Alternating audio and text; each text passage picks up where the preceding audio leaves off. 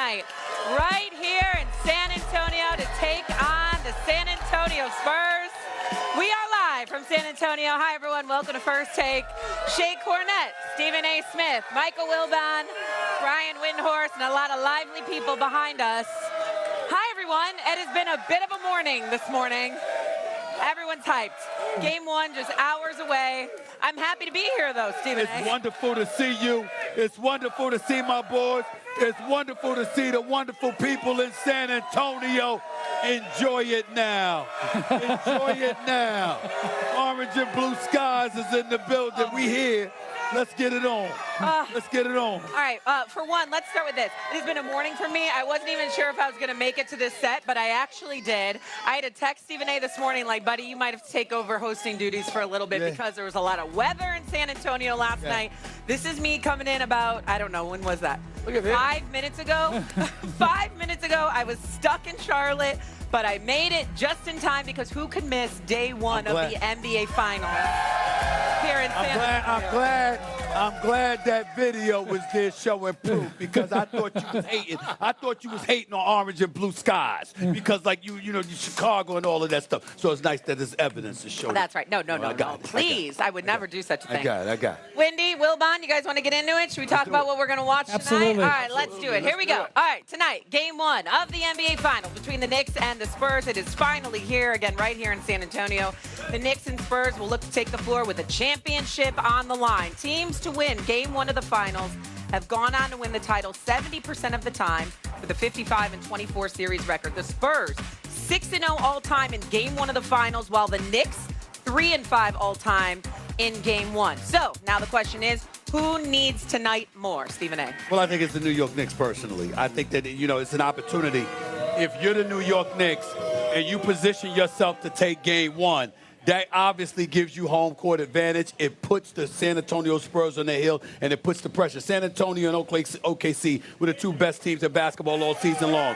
If the San Antonio Spurs that just came off a grueling 7-game series against the Oklahoma City Thunder come out and roll over the Knicks in game one, there's not going to be much optimism about the Knicks being able to win this series. You want to come to them. You only played 4 games in the last 23 days. You're well rested. I know you got a reserve that hurt his damn pinky. Get over it. We ain't trying to hear all of that. It's the NBA Finals.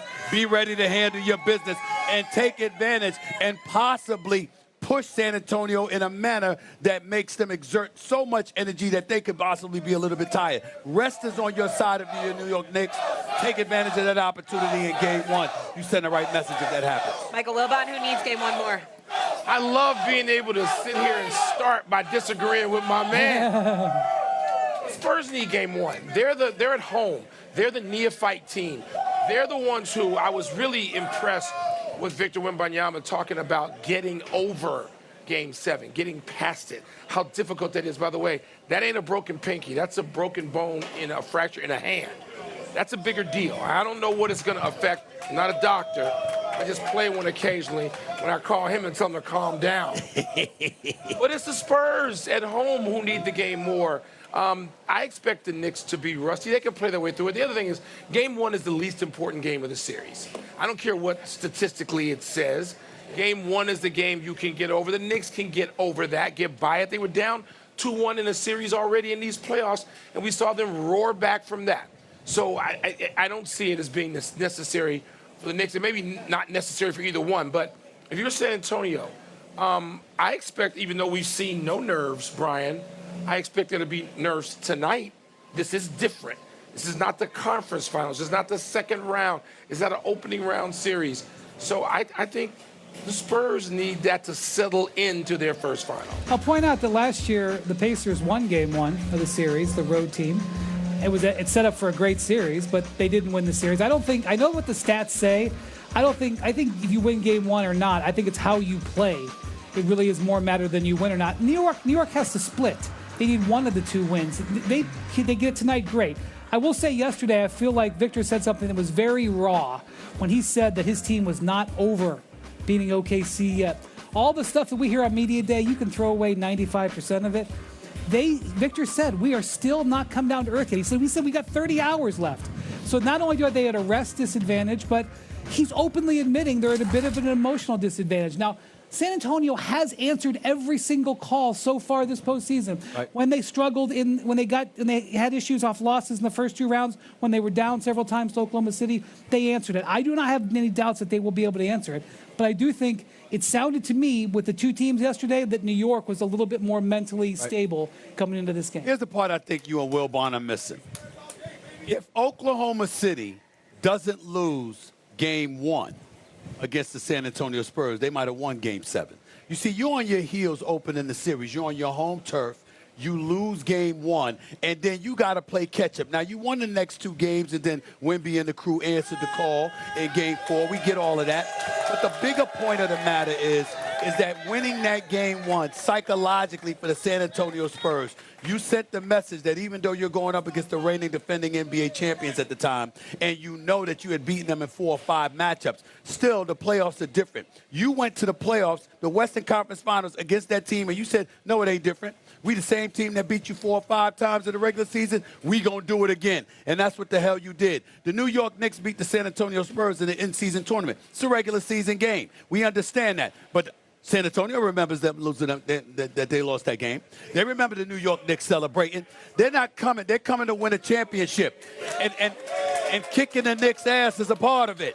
This is what they're going to do. So if you're the New York Knicks and you've been rested pretty much all of this time, and you played 4 games in 23 days, and you had a 9-game rest, excuse me, you roll up into game 1, you're trying to send a message. Of course, one of the 2 will do. I'm saying you have a better chance of getting one of the 2 if you get game 1 than losing game 1 and having to win game 2. Steven, they're going to be rusty. I know that already. We saw it against Cleveland.